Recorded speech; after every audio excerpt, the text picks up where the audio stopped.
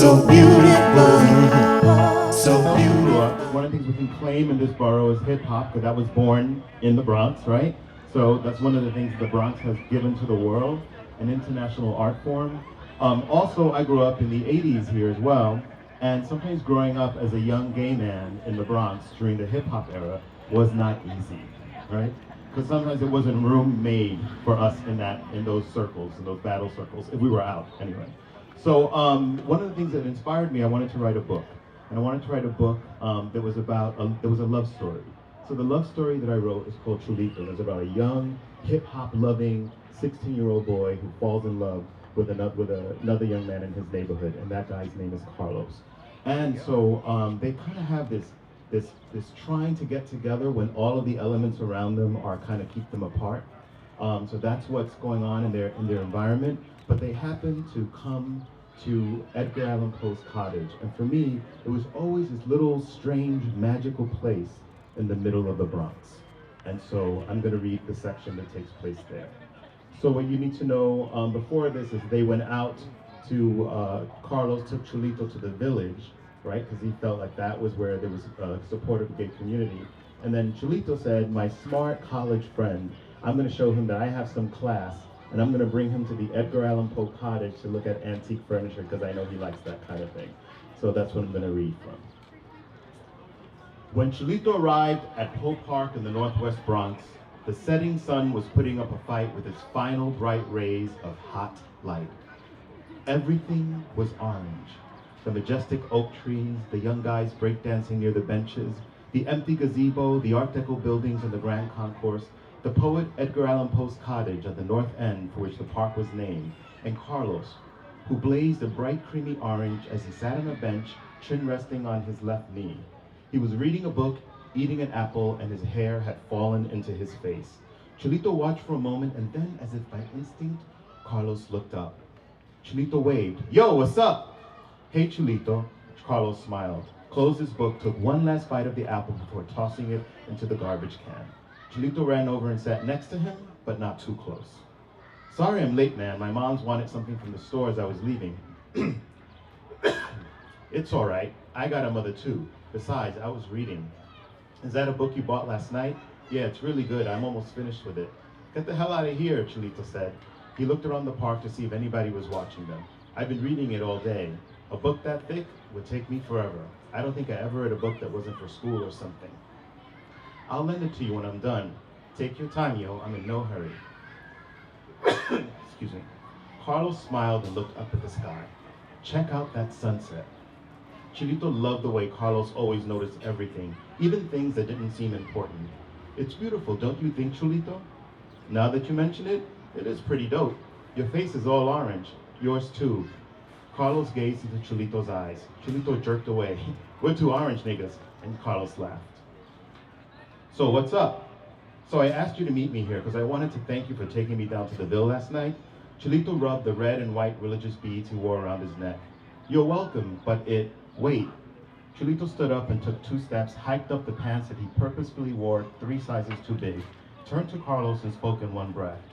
I just wanted to show you how much I appreciate you hanging out with me again after all these years. I mean, we used to be real tight as kids, and we took real separate roads. I didn't think that Carlos stood up. Relax, Chulito. It's just me. Chulito wanted it to be just Carlos, his best friend since he was 5. But after the night they spent in the village, Chulito felt feelings about Carlos that excited and scared him. He knew that by going out the night before with Carlos, and now by asking him to meet him away from their neighborhood to thank him for the good time they had in the village, he was moving closer to him. He was aware that he was making the move he'd been avoiding. Chulito had stayed away because Carlos didn't hide being a faggot. And the code of their neighborhood was that if you hung out with faggots, then you must be one. As true now that Latinos and blacks lived there as it was when Jews, Italians, and Irish folks first came. It was as if that code was mixed into the concrete and the asphalt that was used to build the neighborhood. It is also why, in order to be open, they had to leave Hunts Point. Just follow me. Chulito took him to the front of Edgar Allan Poe's cottage in the north end of the park. Chulito led Carlos past the thick black gate. He ran up the painted wooden stairs and held the door open for Carlos. When Chulito shut the door behind him, they were no longer in the center of the Bronx, but in a place far away. The sounds of the trucks The park, the radios, the kids, the barking dogs, the whizzing cars were sealed out. The musky scent of damp oak filled the air, and the floorboards groaned and creaked as if they would snap with the weight of each footstep. Chulito watched Carlos look from the small gift case at the entrance containing magnets, Poe cottage wooden blocks, and brass graven bookmarks to the main room with an old wicker rocking chair with a wooden desk that had on top of it an open book with a white quill pen with an electric candlestick. Even though Chulito had seen Poe Cottage before, bringing Carlos made him see the house differently. The main room was like the rest of the house in that it was set up as if Poe and his wife Virginia were out for a stroll. A teapot was set on a small table with 2 ivory cups sitting on matching gold-rimmed saucers, and the cast iron pots in the kitchen were resting on the squat wood-burning stove. Carlos walked over to an ornate floor lamp and pulled the cord. The dim light it gave was no match to the setting sun that was fighting to the end. Carlos went to the window. The pattern of the lace curtains made it look as if his face were tattooed. Chulito smiled at the thought of Carlos, the goody-goody college student, with any kind of tattoo. "What are you smiling at?" "Nothing." "Well, the curtains look like whatever," he said, trailing off without enjoying his private joke. "What?" "Nothing. Check out the sunset. It's almost gone." Chulito walked over and stood by him and felt the temperature in the already warm room rise about 20 degrees. Carlos turned his head to look at Chulito.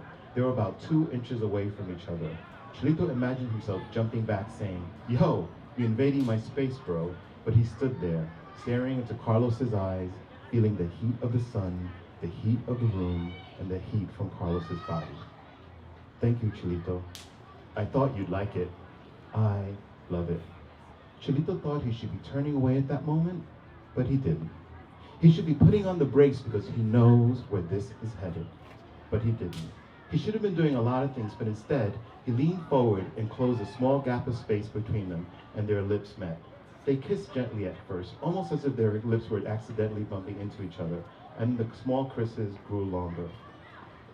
Carlos held onto Chulito's waist, gripping each other for dear life. When their chests met, Chulito felt Carlos's heart beating against his like 2 drums conjuring up dangerous spirits. The heat continued to rise, and they continued to kiss without coming up for air. It was as if they had dived into an ocean and discovered they could breathe underwater. How many people have kissed in this room, Chulito thought. He didn't know the answer, but if the spirits were watching, they didn't expect 2 Puerto Rican boys from the South Bronx to be locked in a kiss whose passion challenged that of the setting sun. And kiss they did, defying their neighborhood, defying their macho Latino culture, but embracing each other. Thank you.